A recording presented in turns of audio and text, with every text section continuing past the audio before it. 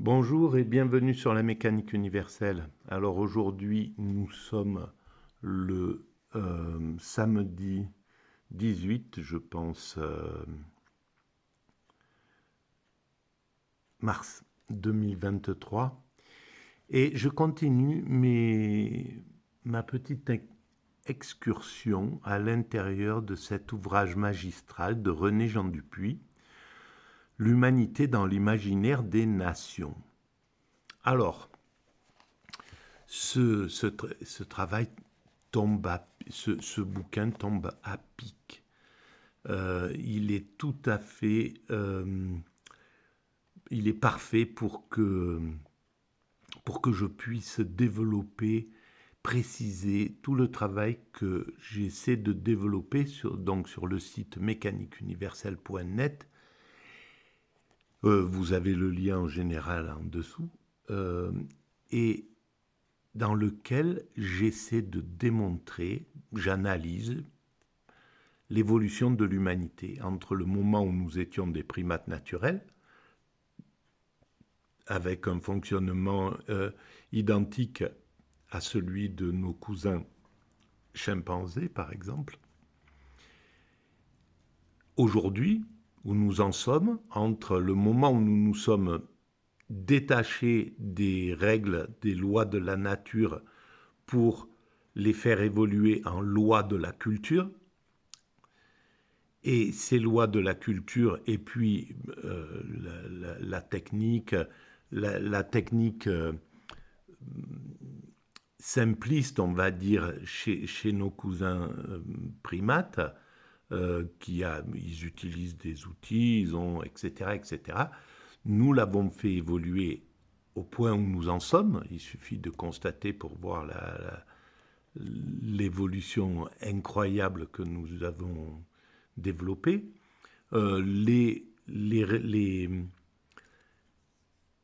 fonctionnement affectif que nos cousins singes pratiquent, la réconciliation, l'amitié, l'amour, etc. Tout ça, pareil, nous l'avons fait évoluer. Nous avons fait passer la violence et tout le côté qu'on pourrait mettre du côté négatif, on va dire. Hein, mais bon, c'est qu'un terme, parce que l'évolution, elle est telle qu'elle est. On ne peut pas parler de positif et de négatif. C'est juste une façon de...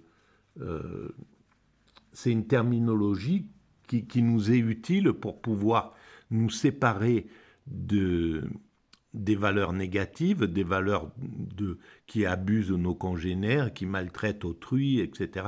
Tous ces comportements qui sont, on va dire, qui sont en contradiction avec l'éthique humaine, notre éthique humaine, eh bien, ils étaient présents évidemment chez nos cousins chimpanzés. Par exemple, on retrouve voilà, la prédation, le fait de prendre à un congénère, le fait de le maltraiter par violence, le fait d'être agressif envers... le fait de se battre. Les chimpanzés, on avait ça quand nous étions dans les lois de la nature. Le fait de partir en mission comme en guerre contre un clan à côté, ça a évolué dans ce que nous connaissons maintenant, la guerre, cet esprit de clan. Plusieurs pays se regroupent pour essayer de neutraliser un autre, etc. Voilà, pour faire la guerre, comme on l'a connu dans le XXe siècle. Et bon, on l'a connu de tout temps, mais au XXe siècle, celui dont nous sommes le plus près, et au XXIe siècle, cela continue de plus belle, on pourrait dire. Voilà. Et donc, cet ouvrage explique vraiment toute cette... et parallèlement à ça, on peut dire, il y a la montée progressive dans la conscience humaine de la valeur humanité, c'est-à-dire de la valeur de la conscience que nous appartenons à une même identité, l'humanité. Et une identité, on pourrait dire spirituelle, une identité, même si ce n'est pas le terme, mais qu'on pourrait dire supérieure. Voilà, on appartient à la même espèce, évidemment, mais à la même identité globale. Donc, et c'est cette valeur d'humanité qui est en train d'émerger dans l'aventure humaine. Voilà. On est de plus en plus conscient d'appartenir à l'humanité, et ce qui dévalue progressivement nos appartenances, on pourrait dire inférieures. Voilà, le niveau d'appartenance a progressé dans l'humanité. Au tout début, il y avait la conscience d'appartenir à un clan primate. Quand nous étions encore des primates, à un clan, on appartient à un clan. Cette appartenance, elle est, bon, au moins instinctive, mais peut-être elle est aussi consciente, hein, chez les chimpanzés. Mais en tout cas, ils ont conscience d'appartenir à un clan et pas au clan voisin. Donc, leur vision, elle est limitée au clan. Ensuite, pour l'homme, ça a évolué du clan, on est passé au village, on a construit voilà, quand on a commencé à devenir sédentaire, on s'est installé en village, on appartenait à un village une, une religion, on pourrait dire, avec un dieu particulier. Voilà, un dieu. On honorait le soleil, à côté ils honoraient la pluie, ils honoraient l'arbre, ou ils honoraient, etc.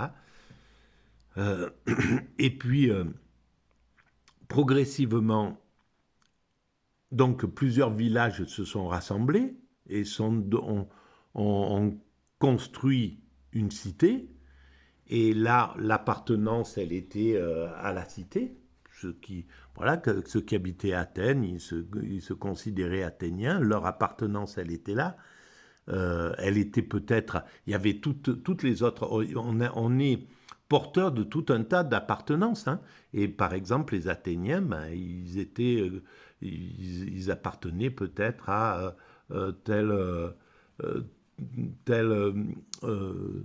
religion. Ils étaient pas tous de la même religion, puisque il y avait beaucoup Athènes. Et si Athènes est devenue si importante philosophiquement et sur tous les plans, c'est parce qu'elle était cosmopolite, c'est parce qu'elle a su accueillir, s'ouvrir à la diversité et s'enrichir de la diversité. Donc il y avait Athènes, puis à côté il y avait Sparte, et c'était la guerre entre les deux, etc. Et puis il a fallu, justement par la guerre aussi, quand ils ont été menacés, ils se sont rassemblés, et donc on a commencé à penser, mais pas, c'est valable sur la planète. Je prends le côté occidental des choses, mais on peut voir la même chose en Asie, autour de la Chine, autour de l'Inde, etc. On peut voir ça en Afrique, etc. Le royaume du Mali, c'est la réunion de tout un tas d'ethnies, etc., etc. Donc,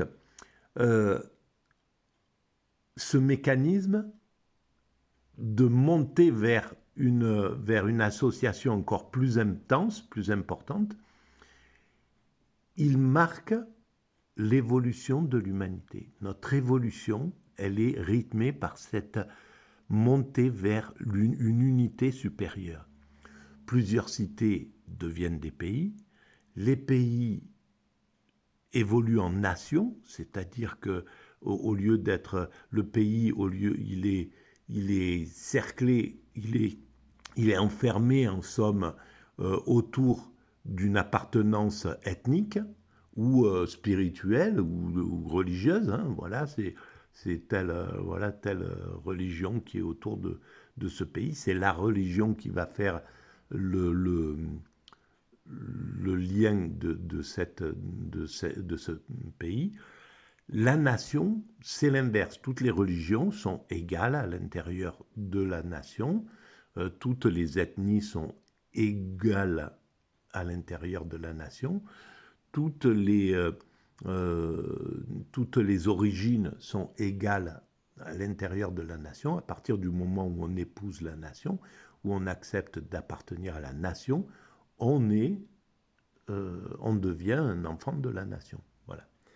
Et à égalité avec celui qui est autochtone, même si on est immigré et qu'on accepte de devenir français, ben quand on est devenu français, on est français comme un français de souche, exactement.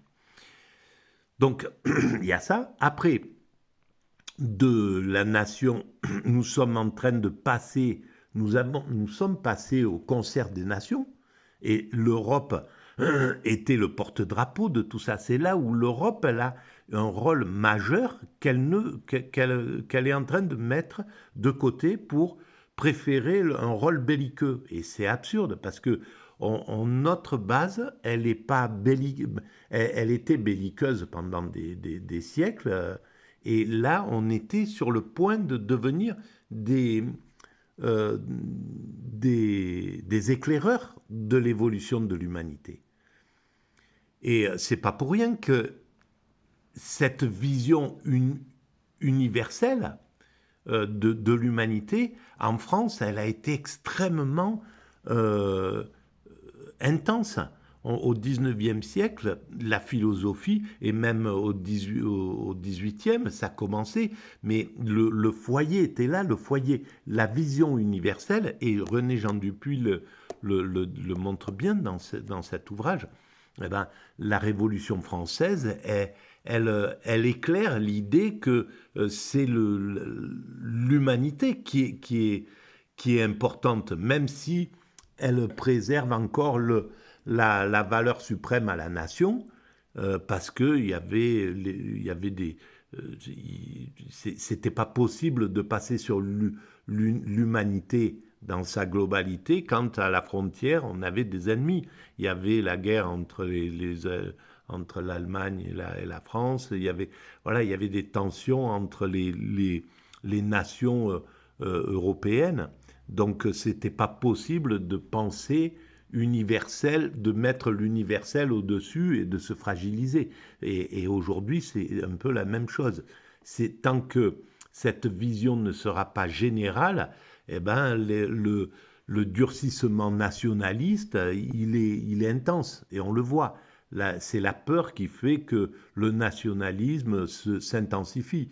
En Russie, le nationalisme explose. En Amérique, le nationalisme est toujours stimulé. En France et en Europe, les nationalismes sont en train de reprendre de l'énergie, etc.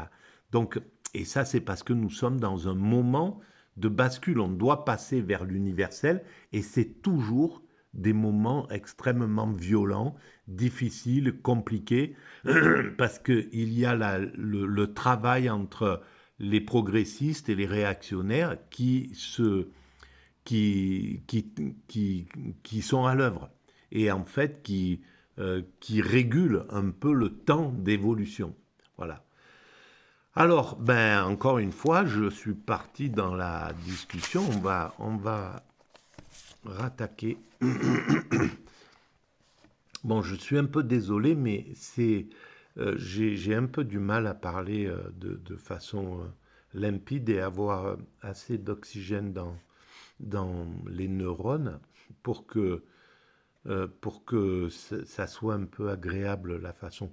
Mais bon, l'important, c'est qu'il y ait des choses intéressantes pour que vous y trouviez quelque chose d'intéressant.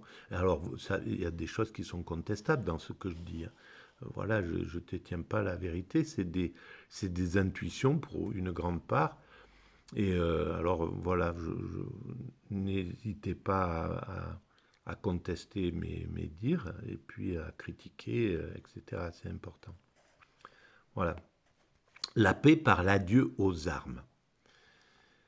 La paix par l'adieu aux armes est par excellence un mythe de moyens. C'est-à-dire accepter. Il y a eu des moments où l'Amérique et l'URSS ont dit, bon, ben, on va désarmer, on va partir sur le désarmement. Donc il y a ce choix. Et on voit bien que dès que ce choix-là, c'est fou parce que il, il manque de l'intelligence sur cette planète, c'est ça. C'est juste une question d'intelligence chaude, de QE. Le QI, il est là, hein, l'adaptation au milieu, il n'y a pas de problème. Mais le QE, le coefficient émotionnel, sentimental, bienveillant, toutes les valeurs, toutes les valeurs importantes qui rythment l'évolution de l'humanité dans le sens de l'amour du prochain, on pourrait dire, euh, elles ont fait défaillance depuis le néolibéralisme. C'est parce que le business a pris toute la place et les valeurs du business ont été diffusées. C'est le marché qui a pris le pouvoir et qui a diffusé ces valeurs. Et donc, en diffusant ces valeurs d'enrichissement rapide, voilà, on peut être sans foi ni loi, il y a pas, c'est pas le, il y a plus de spirituel qui gère le spirituel a été mis à bas et donc ben il faut se débrouiller avec le matériel. Donc les valeurs, elles sont simples. Enrichissez-vous vite, même aux dépens des autres, même en diffusant de la M et 4 points. Voilà, faites-le. C'est pas le problème du moment que vous enrichissez. Et donc, c'est ces valeurs qui sont complètement diffusées et qui font que, ben, chez nous, ça se passe comme ça dans les grandes entreprises qui ont maltraité depuis 30 ans leurs ouvriers parce qu'il fallait se battre contre la concurrence, il fallait augmenter le chiffre d'affaires, il fallait être de plus en plus rentable. Donc, chaque année, il fallait prendre 6 ou 7 points de progression. Voilà, et donc il fallait soit éliminer du personnel, soit etc. etc. Donc, c'est par souci soi-disant d'efficacité, et on a reproduit exactement le même schéma qu'on s'est retrouvé avec les temps modernes de Charlie Chaplin dans les années 30. Voilà, on a complètement ignoré que l'homme, c'est un porteur spirituel, c'est une identité spirituelle. Et donc on est rentré dans un...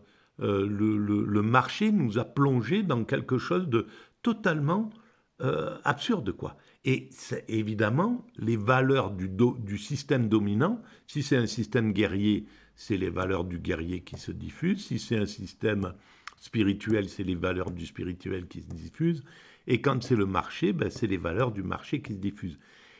C'est une progression parce que le marché est moins violent que les valeurs du guerrier. C'est clair. Et il y a moins d'oppression que les valeurs du spirituel. Dans le marché, il y a la liberté, etc., voilà, qui sont diffusées. Simplement, comme c'est un marché qui s'est déspiritualisé, qui s'est plus intéressé au spirituel, eh ben, il a diffusé des valeurs qui étaient faites du pognon rapidement, sans foi ni loi, il n'y a pas de problème. Alors, voilà, le CAC 40, il est sous ce modèle.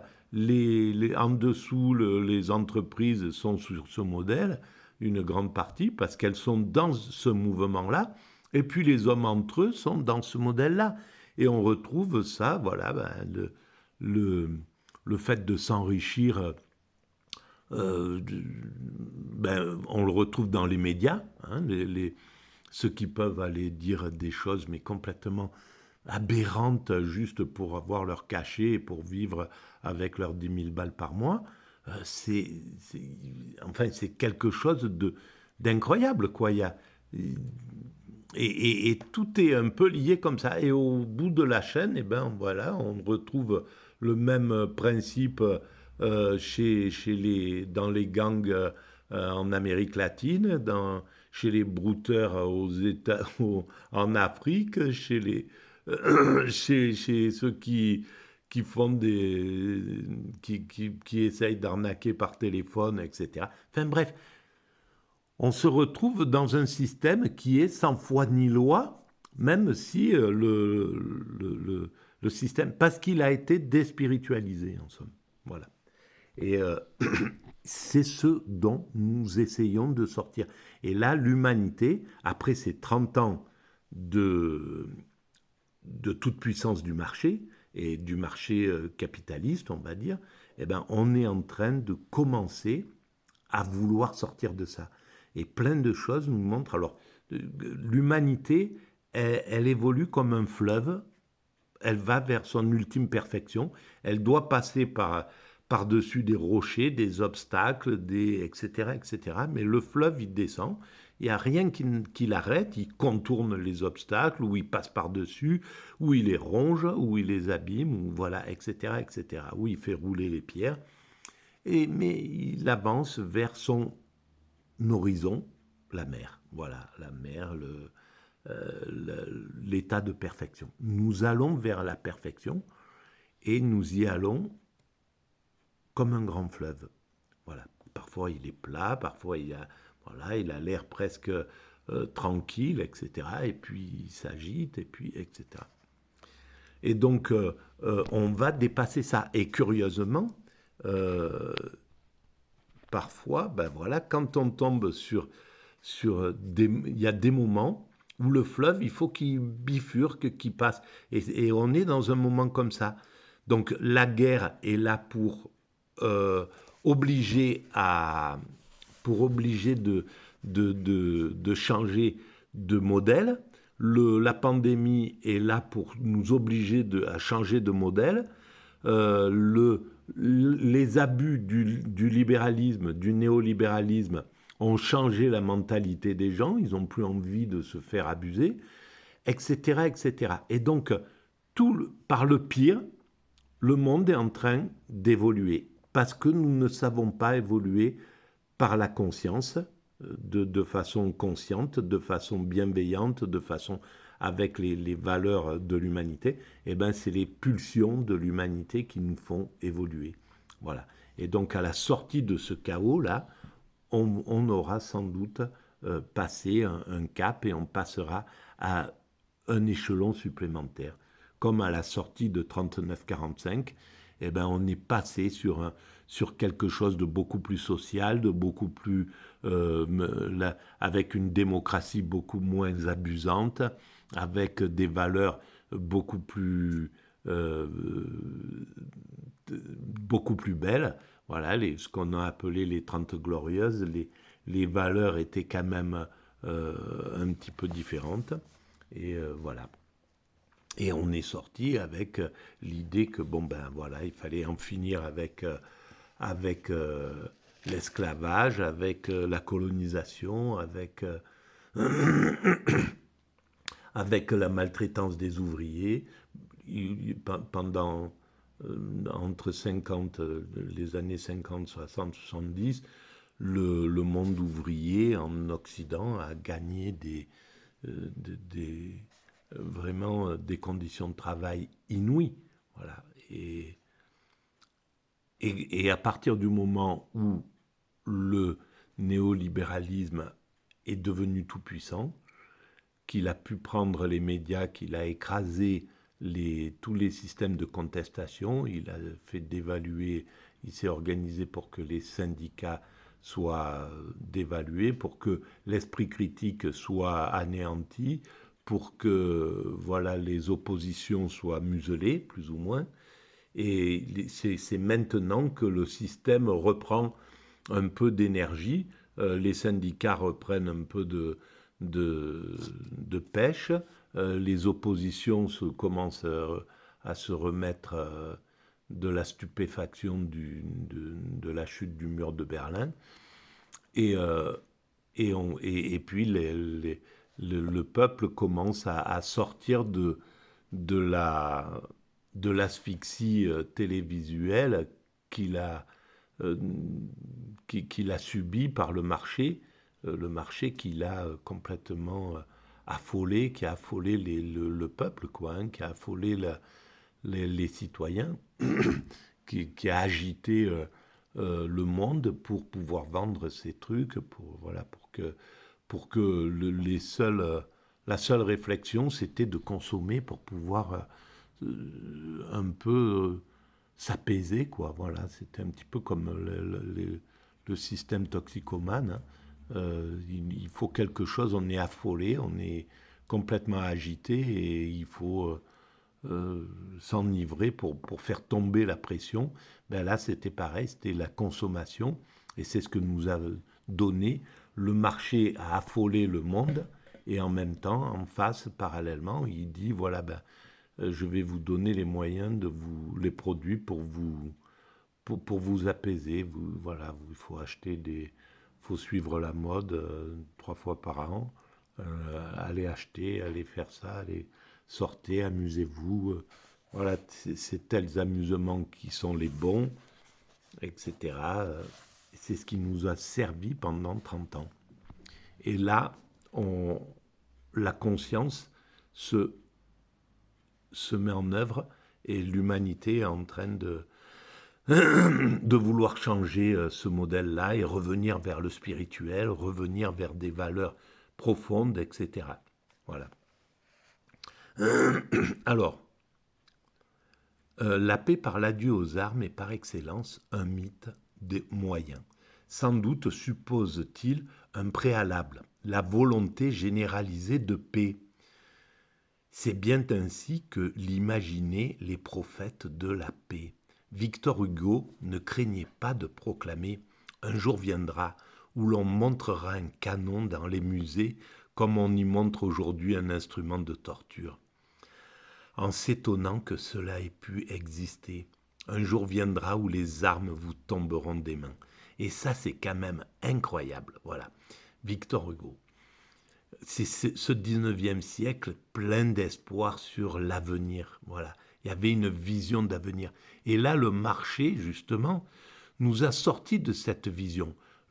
Alors d'abord, le 20e siècle, il a la cruauté des hommes, l'absence de spiritualité des êtres humains qui étaient au pouvoir, aux manettes, en 14, voilà, qui ont préparé, qui ont poussé à la guerre en 14-18, entre 14-18, et qui se sont servis des êtres humains comme des criminels sans nom, tout simplement parce qu'ils étaient complètement inconscients.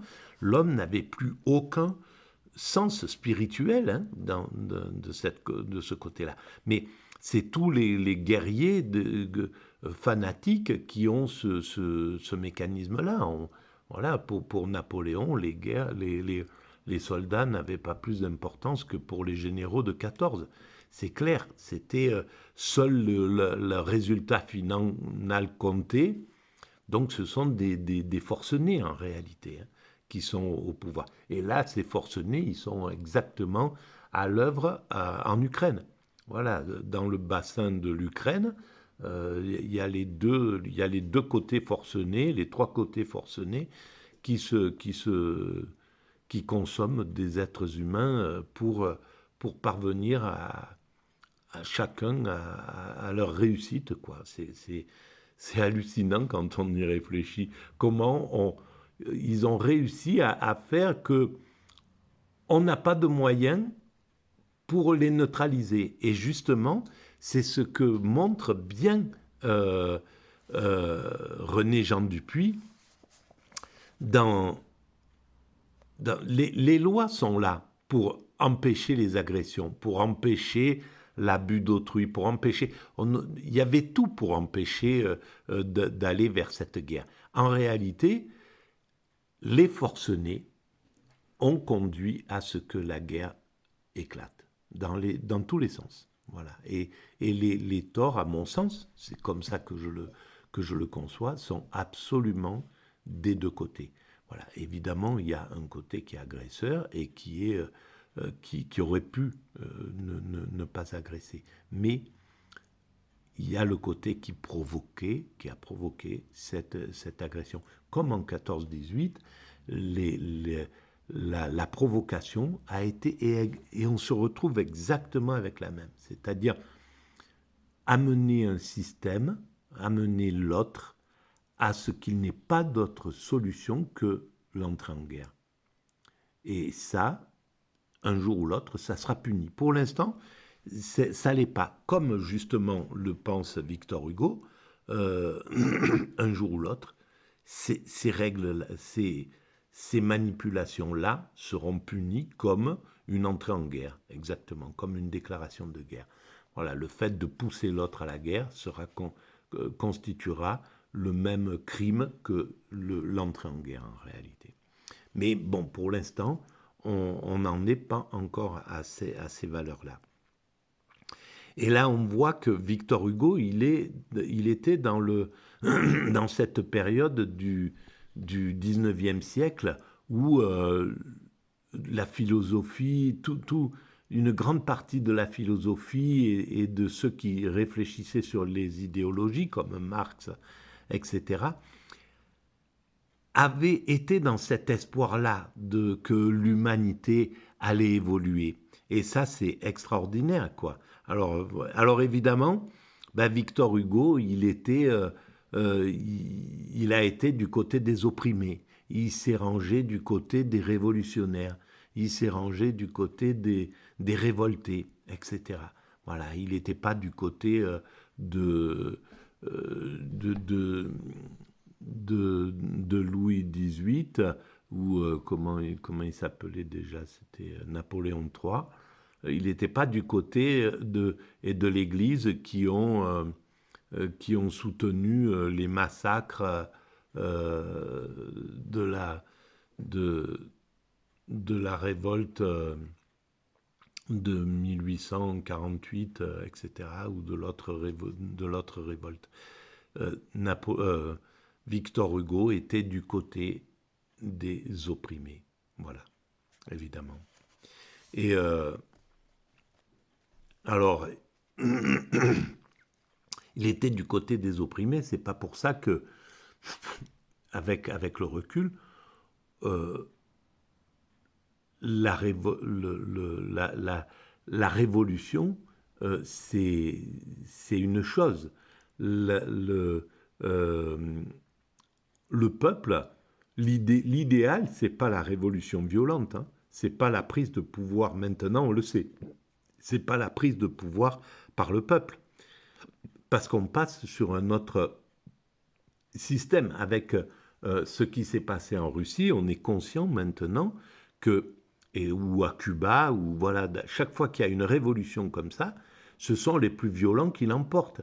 Celui qui va s'imposer par essence, parce qu'il faut que, voilà, il se retrouve, tous les révolutionnaires les plus violents ont pris le pouvoir, et après il y a la lutte pour qu'un prenne le pouvoir sur ce pouvoir-là et oppresse les autres guerriers, en somme.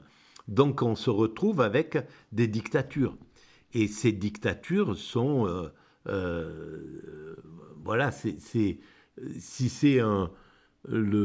quelqu'un le plus violent qui monte, le plus violent du peuple qui monte et qui prend le pouvoir, comme un Staline ou comme un Castro ou comme un voilà, dans les pays où il y a eu la révolution, le peuple souffre à bloc. Il souffre bien plus que dans un pays libéral. Donc on ne peut pas préconiser la victoire de la révolution violente. C'est ça qui est paradoxal. C'est que c'est pas l'idéal pour le peuple. Et en fait, la logique aurait voulu que, évidemment, il était motivé, Victor Hugo, par le fait que euh, cette révolte, donc c'était il a soutenu à l'époque, il y avait les barricades, etc. C'est là où il a écrit Les Misérables et où il a écrit de ce gosse qui est sur les barricades. Bon, bref. Mon Dieu, que c'est pas agréable pour vous, je m'en doute, d'entendre la façon dont je parle là, avec la moitié des mots qui ne viennent pas à ma mémoire, la difficulté de faire passer assez d'air pour que les cordes vocales vibrent sans que ça soit un truc, on dirait un soufflet de forge qui, qui propulse ces mots-là. Et ben, il faut appuyer sur le soufflet pour que ça fasse des phrases. Euh, donc, si Victor Hugo était aujourd'hui, l'intelligence de Victor Hugo aujourd'hui comprendrait qu'après avoir passé la révolution russe, après avoir vu les régimes qui se sont imposés à Cuba, etc., aurait compris que la révolution n'est pas la meilleure chose pour le peuple. Alors ça fait évoluer, bien entendu, parce que derrière la Révolution française, eh ben déjà, il n'y avait que la Révolution qui pouvait en finir avec le principe aristocratique, qui faisait que l'évolution venait par le sang, voilà. Et donc, c'était vraiment pas efficace parce que c'était pas les meilleurs qui pouvaient monter, ceux du peuple, le meilleur du peuple ne pouvait pas se hisser en haut, déjà, il n'avait pas la possibilité, etc. Donc c'était quelque chose d'extrêmement pesant. Alors ça a été important, l'aristocratie, pendant une période de l'humanité, pendant peut-être 1000 ans, 1500 ans, ou même davantage. Le système aristocratique a été important pour l'évolution. Et puis à un moment, ce temps-là avait été dépassé, il devenait archaïque et il a fallu passer par autre chose. Et pour passer au-dessus d'un système sourd, comme le système aristocratique, qui n'aurait pas lâché prise comme ça. Il n'était pas apte à dire, bon ben, j'abandonne le pouvoir, je remets le pouvoir au peuple, donc à une assemblée constituante, etc. Et puis, voilà.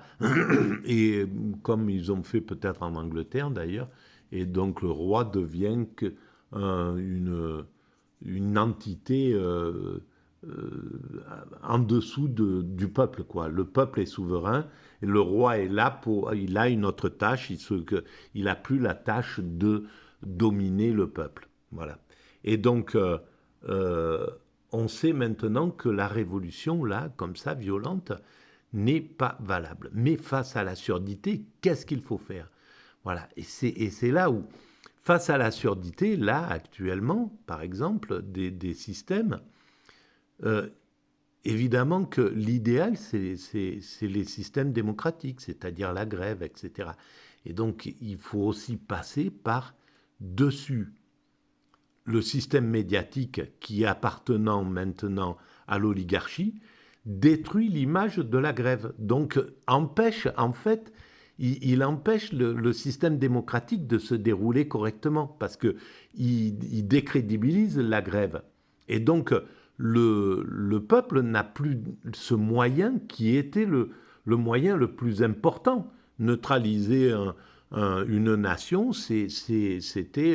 les dominants ne pouvaient pas du tout accepter ce genre de choses. L'industrie était obligée de céder. Et dans les années voilà, les 30 Glorieuses, chaque fois qu'il y avait des grèves, elles étaient suivies et les grèves, les gens étaient protégés derrière la grève parce que c'était beaucoup les fonctionnaires qui arquaient le mouvement et qui tiraient l'humanité vers le haut social. Il y avait des gains considérables sociaux pendant ces 30 glorieuses, justement parce que le peuple avait un pouvoir intense. Là, le fait que les médias appartiennent à l'oligarchie et que l'oligarchie ait mis des journalistes qui sont complètement, faut pas croire, hein, qui sont complètement dépendants de leur patron, hein, puisqu'ils sont embauchés sur leur état d'esprit. Hein. Voilà, donc c'est pas, il n'y a plus de censure, mais simplement, on met à la tête de CNews telle personne qui lui-même va choisir des collaborateurs en dessous qui sont exactement dans la même physionomie mentale et qui vont, etc., jusqu'aux comiques qui doivent correspondre à l'idéologie du système. Donc, on est là-dedans. Et ce système-là décrédibilise les grèves. Et donc, le peuple n'a plus de solution pour régler le problème de façon pacifique. Et c'est là où la violence émerge derrière. Et ensuite, le système, parce qu'il a peur du peuple qui se révolte, va durcir le système policier et va faire un système autoritaire, pseudo-autoritaire, un système policier violent qui va neutraliser même si elle parvient à faire taire le peuple, parce que la peur peut faire taire le peuple, hein, c'est clair que c'est exactement ce qui s'est passé en 30 ans. Là. Le système a durci la répression des manifestations, s'est organisé pour qu'il y ait de la violence dans ces manifestations, et ensuite de pouvoir réprimer de façon encore plus intense, et donc à amener le peuple par la peur, et donc on se rapproche progressivement du système dictatorial. Le système dictatorial maîtrise le peuple parce qu'il a réussi à faire régner la terreur, en fait. Et c'est là où on n'a pas une conscience, la conscience de la société, là, ne voit pas ce glissement. On comprend, on le sent, on sait qu'on glisse vers quelque chose d'hallucinant, là. Hein. On le voit aux États-Unis, ce qui s'est passé au Capitole, on le voit dans les manifestations, on voit que ce mécanisme qui se mord la queue, qui augmente tout le temps la violence parce qu'il ne peut pas lâcher prise, fait que on arrive dans quelque chose de dangereux. Voilà. Alors, en dehors de sombrer dans la dictature, je ne vois pas comment un système il peut arriver à juguler, à neutraliser le peuple par la violence s'il ne sombre pas dans la dictature. Parce que le peuple, même s'il se repose à un certain moment, il est prêt à exploser. Il est dans cet état ils ont réussi à neutraliser avec la violence les manifestations qui se sont passées il y a 3-4 ans, mais la violence est restée. La haine du système est toujours à l'intérieur du système. Donc ce n'est pas la solution. Voilà, on voit bien que ce n'est pas la solution, parce que ça explose maintenant, et puis ça explosera. C'est juste pour maintenir un système, c'est une sorte de statu quo. Et on le voit, tous les systèmes qui sont dans le statu quo, dès qu'il y a une brèche, ils prennent un risque. Alors évidemment, ils peuvent neutraliser, mais est-ce que c'est de la politique? Est-ce que ils peuvent être heureux de dominer leur peuple? Est-ce que ça rend heureux un démocrate de pouvoir d'être dans un truc, ben j'arrive à dominer le peuple de manière euh, injuste, mais je suis malin parce que j'arrive à faire ça. Bref, c'est pas l'idéal, quoi. Voilà, bon, je vais arrêter là pour cette vidéo. Ben, j'aurais pas lu beaucoup, mais j'aurais parlé, tchatché. Je suis désolé pour vous, pour vos oreilles. À bientôt, pour votre conscience peut-être, si ça bouge trop de choses. À bientôt.